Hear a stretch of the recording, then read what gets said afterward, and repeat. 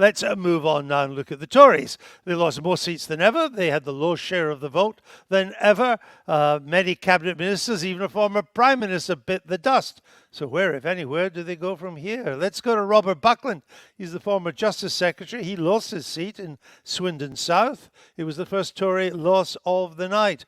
Robert, thanks for being with us. The road to recovery, I would suggest, begins with understanding what went wrong. So who killed the Tory party, or at least who put it on life support?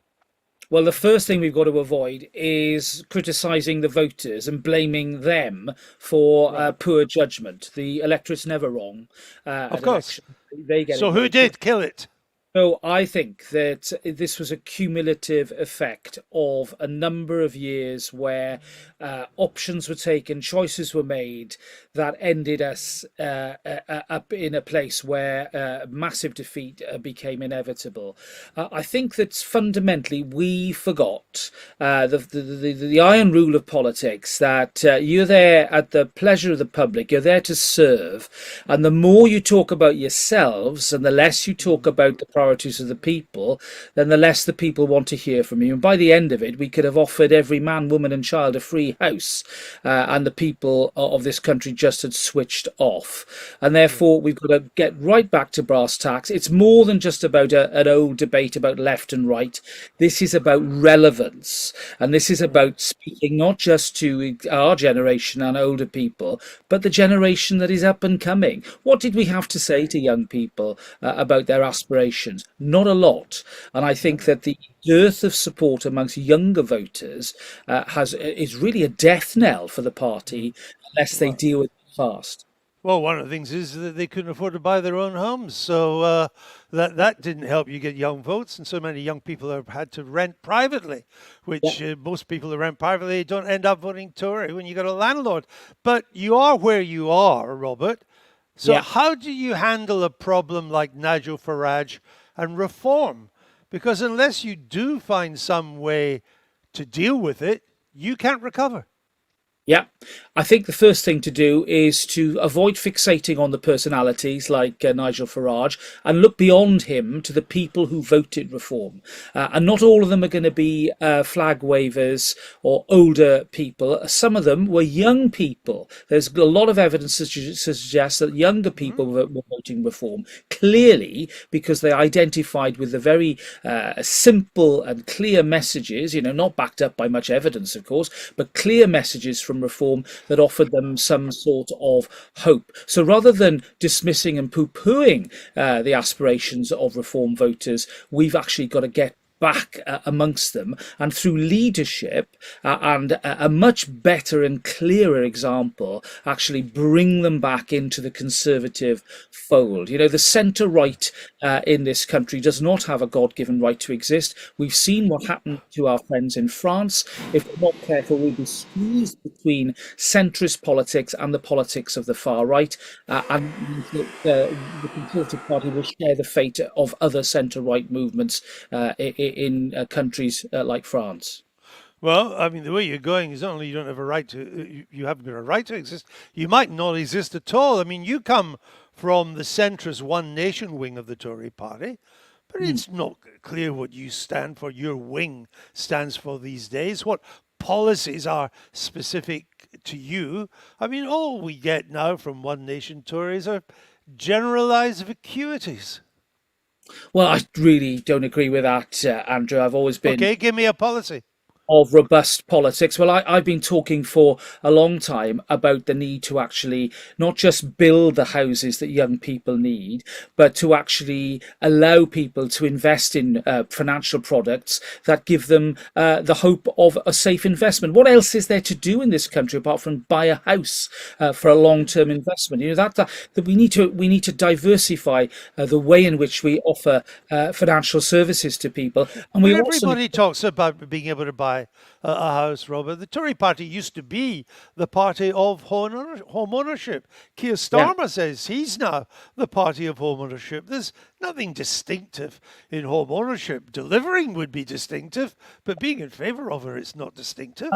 Andrew, I take up your challenge, which is why I am interested in and very supportive of new ways in which we build houses, and not just promoting modern methods of construction, but making sure that the financial services industry provides mortgages and other packages to allow people to buy these new types of houses. That would solve the construction dilemma, because I take up your challenge. The point is, we can talk about building, but if we don't have the skills and we don't have the material to build houses in the conventional way, then we need to revolutionize and adopt that type of technology. And of course, the need for new technology doesn't just stop there. It applies with regard to the demand for cheap labor. We have to, I think, now take a moonshot approach to automizing key parts of our economy in order to stop this consistent and constant demand for cheap imported labor. That addresses, of course, one of the big concerns of Reform voters, which is the way in which immigration can affect planning for schools,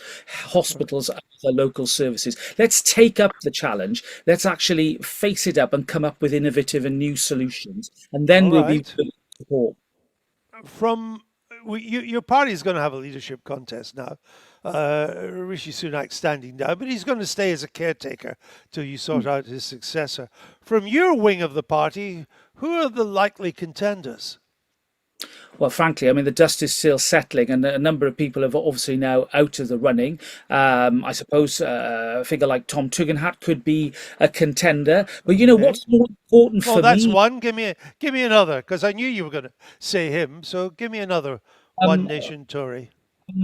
Andrew, at the moment, Victoria Atkins, maybe. But what's more important than names is actually what they're going to say and what they're going to offer. And you've offered me a challenge this afternoon. I'm still rather lagged from the election, and I'm hopefully coming up with some ideas that can take the party forward. I No, want I to understand. hear all candidates ideas, and a sense that the party is going to have momentum and is going to move on. Unless we use this leadership contest as a proper platform for the propagation of new ideas and innovations, then what's the point, frankly? I'm not interested in just another beauty parade, with a who said what to whom type of coverage. I want to have something more meaty, more substantial, and something that will take longer. Let's not rush this. Let's actually determine the leadership by the end of the year, as we did in '05, when, of course, we produced David Cameron, who Okay. then went on to leave the country and become Prime Minister. Let's do it Of that course. way, All rather right.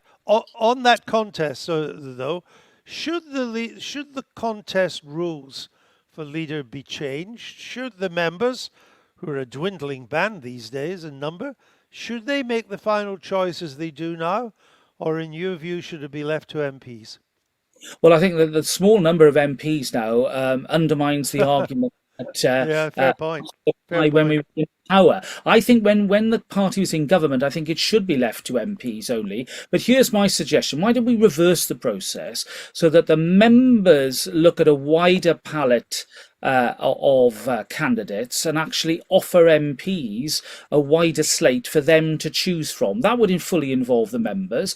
That would involve them in talking to a larger number of potential leaders, and then the parliamentary party itself then does the final whittling down. Inversing the process might be a better way of doing it, and also will be a way of recruiting new members to the party, as long as we make sure that we don't end up with a sort of entryism that plagued the Labour Party, and which could do a lot of damage to the centre-right tradition that the Conservative Party has to represent Oh, if we're ever to form a government in this country again. all right. Well, I suspect some in Reform are already planning some of that entryism, but we'll leave it there. Robert Buckland bouncing there with ideas, even though he's been up all night and it's been a difficult night. Thanks for joining us.